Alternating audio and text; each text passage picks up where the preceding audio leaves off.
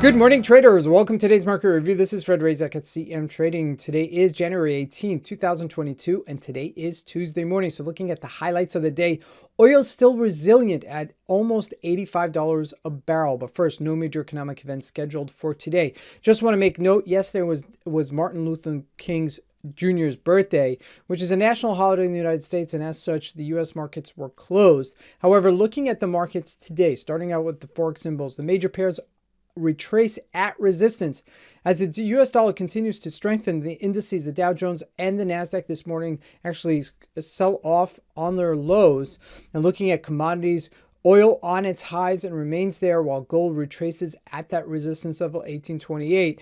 Now looking at the stock, Jpmorgan last week was very, very weak. Tech stocks bounced. The question is that bounce just a dead cat bounce, which means that it's going to trade lower. Now lastly, looking at Bitcoin trading to its support level. So let's take a look at the markets and see what we can expect from today's trading.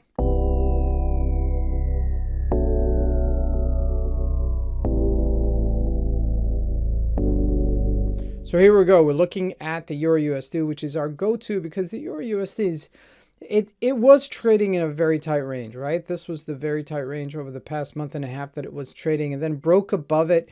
And now what was previous resistance is now support. Okay, 1396 right there. This would be my supportish area that I'm looking for. It's for some kind of bounce. Now, if it does breach it and sell off, that's something to consider. Okay, we haven't breached it on a daily chart, but we've definitely breached it on a 4-hour chart, the 30-day moving average. So it's not significant, but it's something to consider.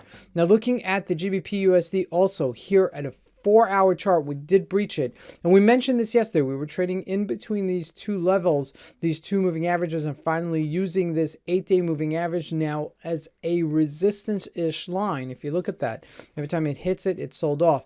So I do anticipate this is going to continue selling off unless it's going to bottom out somewhere over here. But you got to keep an eye on this to see which way, at what point it's going to retrace and to which point it's going to retrace. Now jumping into commodities, gold retracing at that 1828. That's our secret level, 1810 right now. I'm not going to say that it's a sell-off and it's going to go back to the 1800, but right now just got to keep an eye on it, okay? Because if it does accelerate on the downside, then we can definitely see it going below 1800 once again.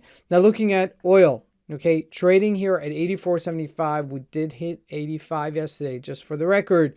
So we were trading above that 85 range. Now this is a bit of a sell. I don't want to call it a sell-off. I call it a retracement because it's still in an upwards trend line. Okay, if we look at a daily for sure, and if we look at a 4-hour chart, still above that 8-day moving average. Okay, that's really very important. That's your support line. Now looking at the major indices, okay, looking at the Dow Jones right now, 35,520. Now this is where we were at before when we sold off, okay, but we're just a little bit below that. And you can see the extreme sell-off this morning, okay, as we sold off to almost 35,400-ish level, okay, as this is bouncing at this level right now.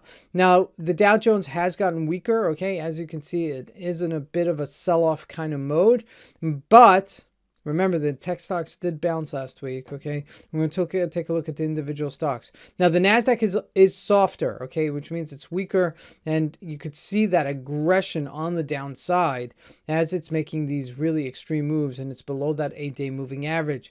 Now, looking at the individual stocks, Apple, okay, trading at 172, got that bounce. If we look at Microsoft, also got that bounce, really at an important level, because remember, this was our previous resistance and support. 303 is a major number, okay. Also looking at Apple, that 174 is a major number as well. Now looking at Jpmorgan, this was the debacle that happened last week. Look at this gap down, 168 down to 159. It's almost a $10 gap down. That's a serious event, okay? So the fact that it's, just bouncing just a little bit here, that's not giving me any confidence, okay? I'd like to see it, really bounce much harder than that, but you're not getting that. And if it doesn't bounce so hard, that means it's going to go lower. Now looking at Bitcoin, check this out. Okay, we're back at that 41,000. We're bouncing right off of it. Look at that 1-hour chart.